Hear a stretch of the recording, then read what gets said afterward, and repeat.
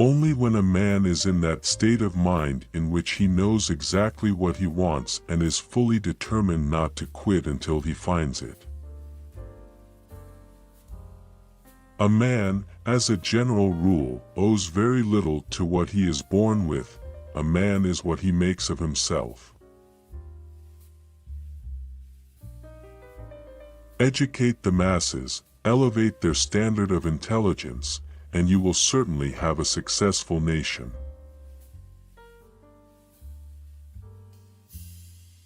America is a country of inventors, and the greatest of inventors are the newspaper men.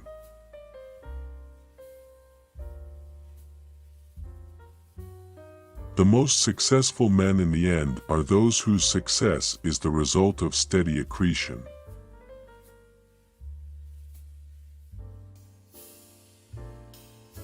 It is hardly an exaggeration to say that oral teachers and sign teachers found it difficult to sit down in the same room without quarreling, and there was intolerance upon both sides.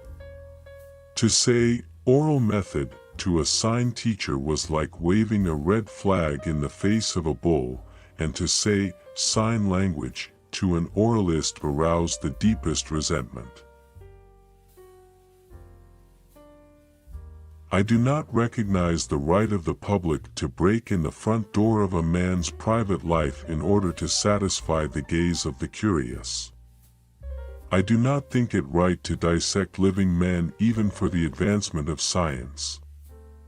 So far as I am concerned, I prefer a post-mortem examination to vivisection without anesthetics.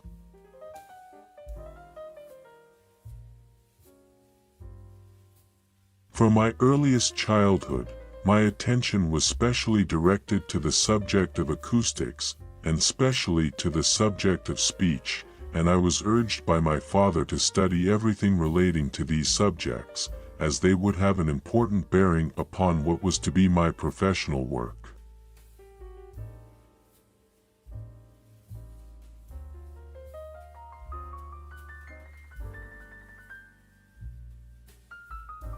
Dumbness comes from the fact that a child is born deaf and that it consequently never learns how to articulate, for it is by the medium of hearing that such instruction is acquired.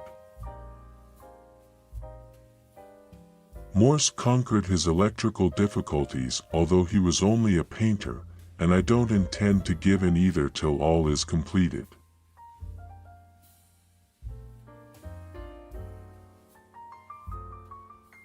I have discovered that my interest in my dear pupil, Mabel, has ripened into a far deeper feeling than that of mere friendship.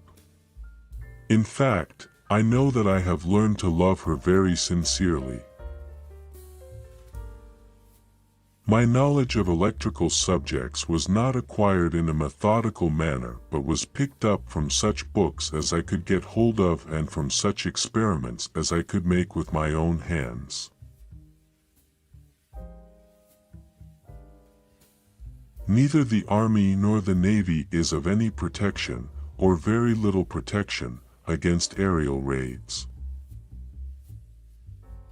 Such a chimerical idea as telegraphing vocal sounds would indeed, to most minds, seem scarcely feasible enough to spend time in working over. I believe, however, that it is feasible and that I have got the key to the solution of the problem.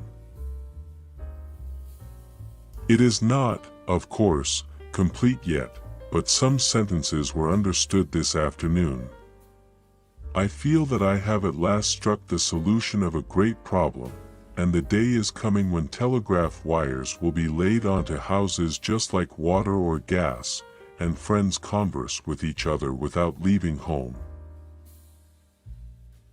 It is a neck-and-neck race between Mr. Gray and myself who shall complete our apparatus first.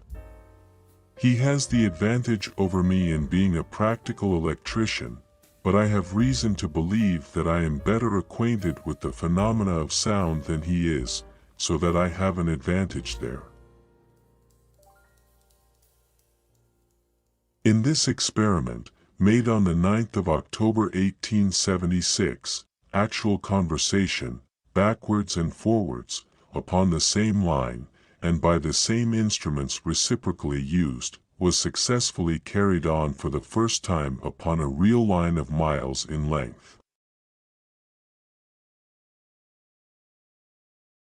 Thanks for watching the video. If like our work, please subscribe to our channel and don't forget to press the bell icon so you can get notification of our new upcoming videos.